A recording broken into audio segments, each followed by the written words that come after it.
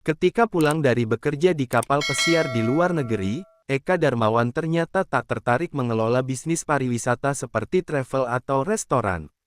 Dia malah melirik sampah plastik dijadikan peluang bisnis yang menjanjikan.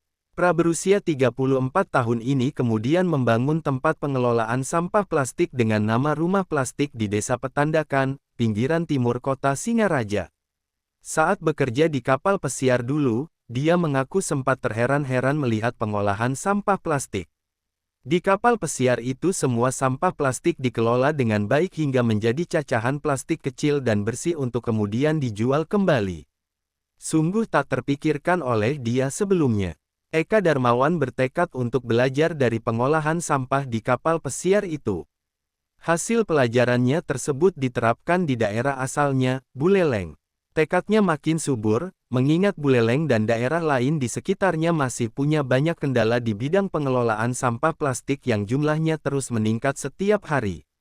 Apalagi kebiasaan buruk masyarakat belum sepenuhnya hilang yakni membuang sampah sembarangan. Pulang dari bekerja di kapal pesiar, Eka sengaja memilih tinggal di kampung halamannya. Dia tak mau balik lagi kerja di kapal pesiar. Awalnya dia membangun tempat pengelolaan sampah plastik dengan nama Rumah Plastik di Desa Petandakan. Usaha yang dibangunnya tentu saja punya tujuan mulia yakni membantu mengurangi volume sampah plastik yang beredar di masyarakat. Tujuan lain yang tak kalah penting yakni membangun bisnis jangka panjang, sekaligus ingin membuktikan bahwa pengelolaan sampah plastik adalah bisnis yang menjanjikan. Eka tidak begitu saja langsung membangun bentuk fisik usaha, namun mengawalinya dengan membangun jaringan bisnis dan mempelajari standar kualitas, hingga pemasaran cacahan plastik. Tahun 2016, ayah dua anak ini mulai membuat rangkaian mesin pencacah rancangan dia sendiri dengan memanfaatkan pengusaha las di sekitar tempat tinggalnya. Proses pengolahan sampah plastik tentu saja tidak berjalan dengan baik tanpa melibatkan peran masyarakat yang selama ini menjadi sumber sampah plastik. Hal itu perlu modal lumayan sekitar 3,5 miliar rupiah. Sedangkan keterlibatan pemerintah, dia mengaku belum menyentuh ke permodalan.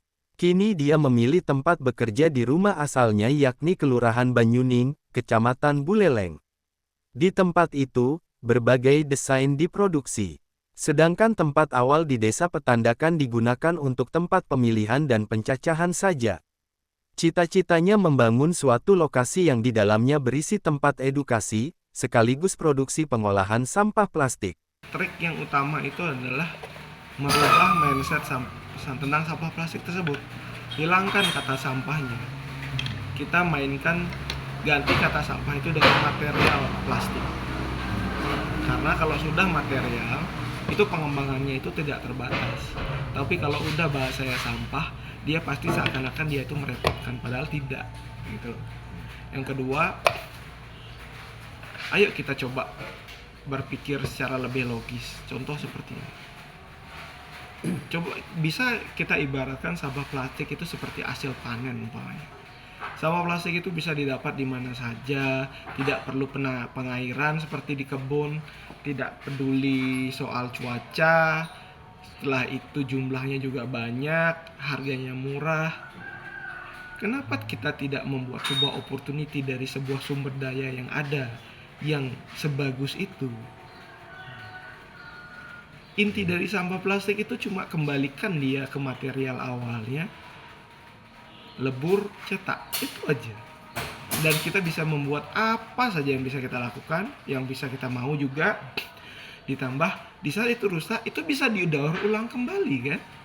Jadi itu seperti putarannya itu tidak habis-habis dia.